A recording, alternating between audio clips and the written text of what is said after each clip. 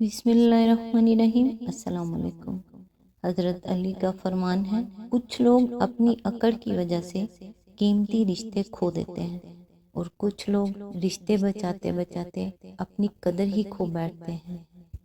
تکلیف انسان نہیں دیتا، اس کے الفاظ اور لہجے چیر دیتے ہیں۔ کبھی کبھی سامنے والے کی غلط سوچ زندہ مار دیتی ہے انسان کو۔ جب ہماری موجودگی میں کوئی ہماری قدر نہیں کرتا تو اس سے دور اس آرزو میں چلے جانا کہ شاید اب اسے ہماری قدر ہو جائے، بالکل ایسے ہی ہے جیسے سوکھی لکڑیوں پہ پانی بہا کے آگ جلانے کی کوشش کرتے رہنا۔ جنہیں احساس نہیں ہوتا انہیں کبھی نہیں ہوتا، چاہے آپ 7 سمندر پار چلے جائیں یا زمین میں دفن ہو جائیں، ان کے لیے آپ کا وجود ایسے ہی بے معنی ہے جیسے ایک نابینا کے لیے کوسے قضا کے رنگ۔ آج انشاءاللہ سورہ شعراء کی آیت نمبر 129 سے سٹارٹ کریں گے۔ اس کا ترجمہ اور تفسیر تفہیم القرآن سے بیان کروں گی جو اہل سنت جماعت کے لیے ہے۔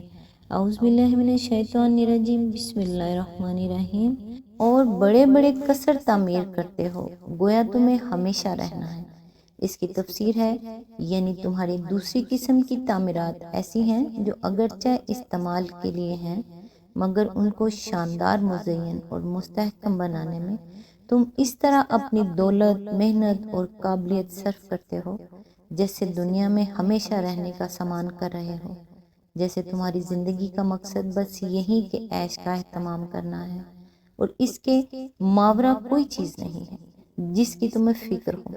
اس سلسلے میں یہ بات ملحوظ خاطر رہنی چاہیے کہ بلا ضرورت یا ضرورت سے زیادہ شاندار عمارتیں بنانا کوئی منفرد فعل نہیں ہے جس کا ظہور کسی قوم میں اس طرح ہو سکتا ہو کہ اس کی اور سب چیزیں تو ٹھیک ہوں اور بس یہی ایک کام وہ غلط کرتی ہو۔ یہ صورتحال تو ایک قوم میں رونما ہی اس وقت ہوتی ہے جب ایک طرف اس میں دولت کی ریل پیل ہوتی اور دوسری طرف اس کے اندر نفس پرستی و مادہ پرستی کی شدت بڑھتے بڑھتے جنون کی حد کو پہنچ جاتی ہے، اور یہ حالت جب کسی قوم میں پیدا ہوتی ہے تو اس کا سارا ہی نظام تمدن فاسد ہو جاتا ہے۔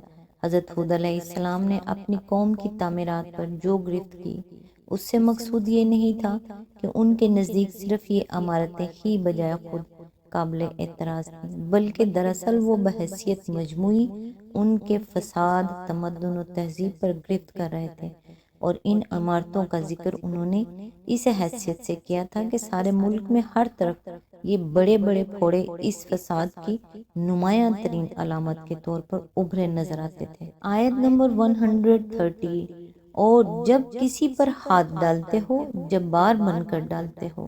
اس کی تفسیر ہے، یعنی اپنا معیار زندگی بلند کرنے میں تو تم اس قدر غلو کر گئے ہو کہ رہنے کے لیے تم کو مکان نہیں، محل اور قصر درکار ہے، اور ان سے بھی جب تمہاری تسکین نہیں ہوتی تو بلا ضرورت عالی شان عمارتیں بنا ڈالتے ہو جن کا کوئی مصرف اظہار قوت و ثروت کے سوا نہیں ہے، لیکن تمہارا معیار انسانیت اتنا گرا ہوا ہے کہ کمزوروں کے لیے تمہارے دلوں میں کوئی رحم نہیں، غریبوں کے لیے تمہاری سرزمین میں کوئی انصاف نہیں، گرد و پیش کی ضعیف قومیں ہوں یا خود اپنے ملک کے پست طبقات، سب تمہارے جبر و ظلم کی چکی میں پس رہے ہیں اور کوئی تمہاری چیرہ دستیوں سے بچا نہیں رہ گیا ہے۔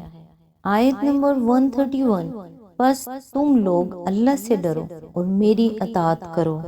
آیت نمبر 132، ڈرو اس سے جس نے وہ کچھ تمہیں دیا ہے جو تم جانتے ہو۔ آیت نمبر 133، تمہیں جانور دیے، اولادیں دیں۔ آیت نمبر 134، باغ دیے اور چشمے دیے۔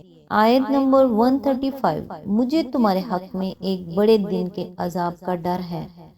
آیت نمبر 136، انہوں نے جواب دیا، تو نصیحت کر یا نہ کر، ہمارے لیے یکساں ہے۔ آیت نمبر 137، یہ باتیں تو یوں ہی ہوتی چلی آئی ہیں۔ اس کی تفسیر ہے، اس کے دو معنی ہو سکتے ہیں، ایک یہ کہ جو کچھ ہم کر رہے ہیں یہ آج کوئی نئی چیز نہیں ہے، صدیوں سے ہمارے باپ دادا یہی کچھ کرتے چلے آ رہے ہیں، یہی ان کا دین تھا، یہی ان کا تمدن تھا، اور ایسے ہی ان کے اخلاق اور معاملات تھے۔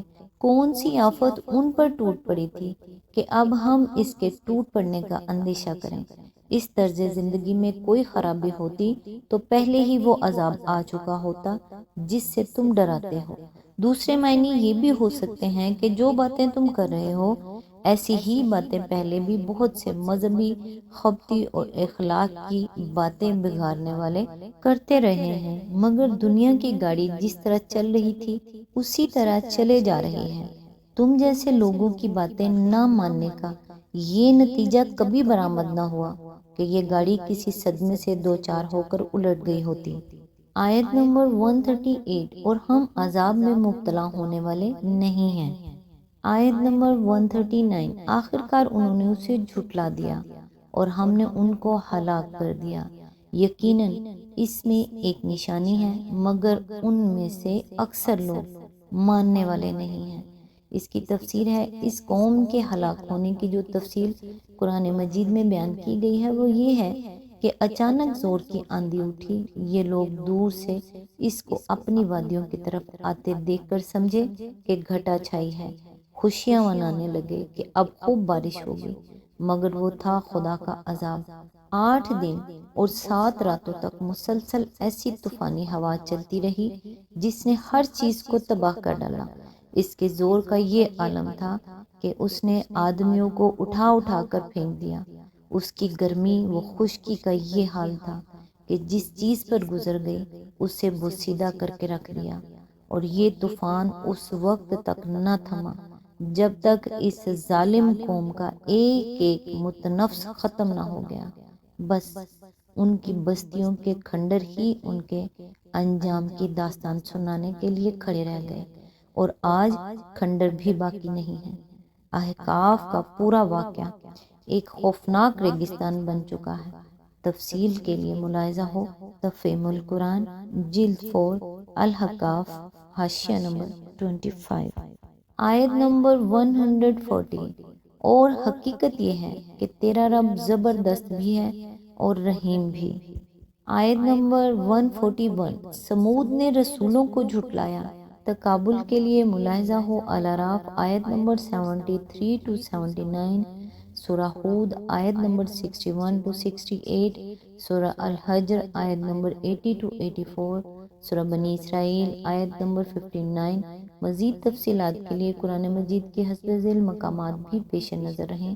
النمل آیت نمبر 45 to 53، الزاریات آیت نمبر 43 to 45، سورہ القمر آیت نمبر 23 to 31، سورہ الحاقہ آیت نمبر 4 to 5، سورہ الفجر آیت نمبر 9، سورہ شمس آیت نمبر 11۔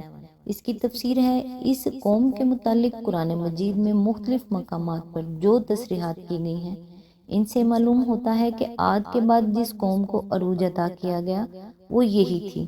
جعلکم خلفاء من بعد عاد، سورہ الاعراف آیت نمبر 74۔ مگر اس کی تمدنی ترقی نے بھی بالآخر وہی شکل اختیار کی جو عاد کی ترقی نے کی تھی، یعنی معیار زندگی بلند سے بلند تر اور معیار آدمیت پست سے پست تر ہوتا چلا گیا۔ ایک طرف میدانی علاقوں میں عالی شان قصر اور پہاڑوں میں ایلورا اور اجنٹا کے غاروں جیسے مکان بن رہے تھے، دوسری طرف معاشرے میں شرک و بت پرستی کا زور تھا اور زمین ظلم و ستم سے لبریز ہو رہی تھی۔ قوم کے بدترین مفسد لوگ اس کے لیڈر بنے ہوئے تھے۔ اونچے طبقے اپنی بڑائی کے گھمنڈ میں سرشار تھے۔ حضرت صالح کی دعوت حق نے اگر اپیل کیا تو نچلے طبقے کے کمزور لوگوں کو کیا۔ اونچے طبقوں نے اسے ماننے سے صرف اس لیے انکار کر دیا کہ اِنَّا بِالَّذِی آمَنْتُم بِہِ کافرون، یعنی جس چیز پر تم ایمان لائے ہو اس کو ہم نہیں مان سکتے۔ آیت نمبر 142، یاد کرو جب کہ ان کے بھائی صالح نے ان سے کہا کیا تم ڈرتے نہیں؟ آیت نمبر 143، میں تمہارے لیے ایک امانت دار رسول ہوں۔ اس کی تفسیر ہے، حضرت صالح علیہ السلام کی امانت و دیانت اور غیر معمولی قابلیت کی شہادت خود اس قوم کے لوگوں کی زبان سے قرآن مجید ان الفاظ میں نقل کرتا ہے، قالوا یا صالح قد کنت فینا مرجون قبل ھذا، سورہ ہود آیت نمبر 62۔